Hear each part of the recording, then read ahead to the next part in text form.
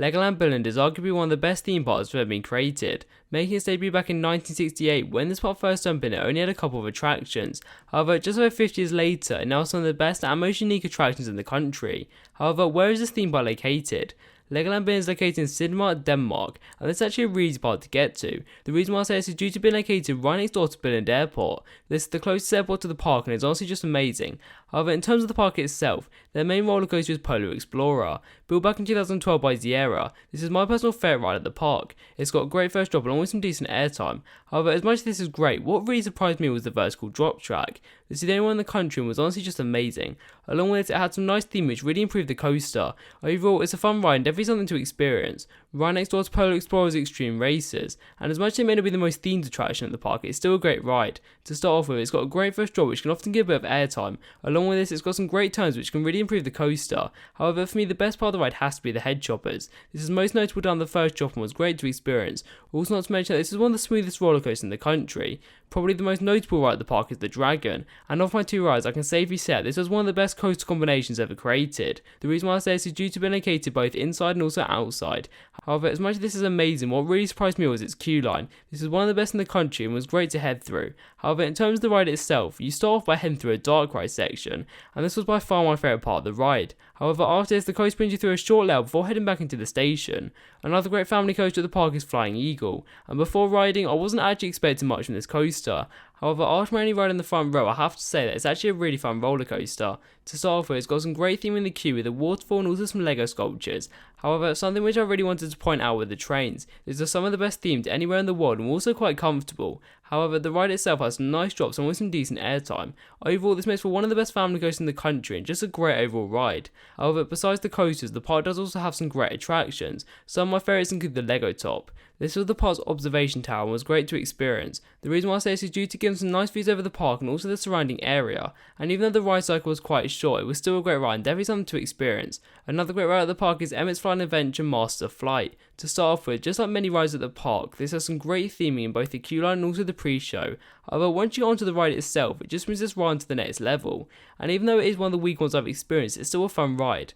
Right on the other side of the park is Lego Ninjago the ride. This was a fun dark ride with some decent scenes. However, what really surprised me was the theming. This was really nice to see as unlike many dark rides out there, this also utilised screens. However, something else to mention was that on my one ride, the voiceover was all in English. I'm not sure whether I just got lucky or not, but it's definitely something to point out. One of the most unique dark rides at the park comes in the form of Ghost the Haunted House. To start off with, this has a great entrance along with a decent queue line. However, as soon as you get inside the building itself, it just moves this ride to the next level. The reason why I say this is due to the ride starting off with a walkthrough. This has some nice theme pieces along with a mirror maze.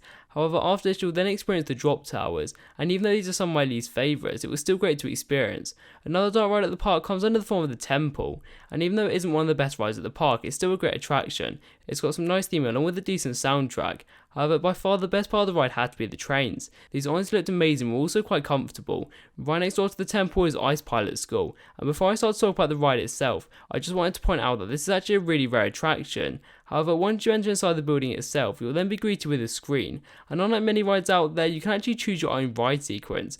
After this, you'll then board one of 5 arms, which will then eventually take you through your ride sequence, and as much as it was great to experience, I personally wouldn't rush to it. Another fun ride at the park is the Pirate Boats, and even though this is an older attraction at the park, it was still fun to experience. To start off with, this has some great theme with tons of Lego sculptures and also some rock work. However, as much as the outdoor section is great, once the boat brings you through the dark ride section, it just makes this ride even better. And something to point out is that unlike the newer attractions at the park, it still uses most of the original theming. One of the newer attractions at the park is the Viking River Splash. Built back in 2006 by Intamin, this is one of their rapids, and of every rapids I've ridden, this is actually one of my favourites. To start off with, it's got some nice theming along with some decent turns. However, by far the best part of the ride has to be the main drop. It's a fun drop which can occasionally get riders quite wet.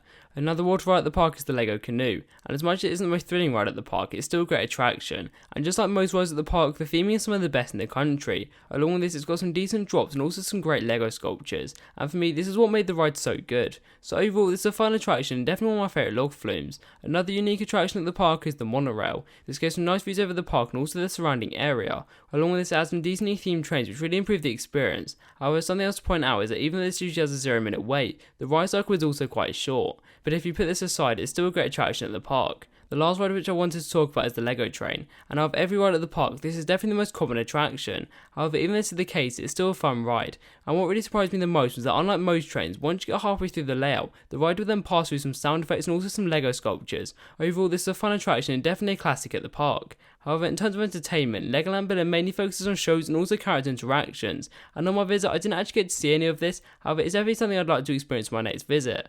So in terms of other information to visiting Legoland Billund, I'd propose try arriving at the park at least 15 minutes for the advertised opening time. This will then allow you to get onto your first attraction and hopefully be near the front of the queue. However, in terms of which ride to head to first, I'd propose to recommend heading straight to Flying Eagle. This is due to this being a very popular ride and also only running one train. However, once you finish your ride, I'd personally recommend working your way towards the back of the park. However, after you finish more of the park's attractions, you'll likely be looking for some lunch, and in terms of what time to eat, I'd personally recommend eating either 11 or 2. This will then allow you to hopefully be near the front of the line. However, in terms of where to eat, on my visit we ate at the Burger Kitchen. This was a great option as it wasn't too expensive and also offered some decent food. However, if you'd like to eat somewhere else, some of the best are like the Family Buffet and also the Outpost Burger. These both are like great restaurants and definitely somewhere I'd like to head to on my next visit. So after you finish your lunch, I'd personally recommend taking another look around the park and experiencing some more of their attractions. However, once you come to the end of your day, you'll likely be looking for some merchandise, and just like many parks in the country, this is the one area I feel like the park really needs to improve on. However, what are my overall thoughts on Legoland Billund? Legoland Billund is one of my favourite theme parks in Europe, from some of the best rides in the country to some great atmosphere. This is honestly one of my favourite theme parks that I've ever been to. However, what is your opinion on Legoland Billund? Make sure to leave any thoughts down in the comments below. Thank you for watching, I'll see you in the next one.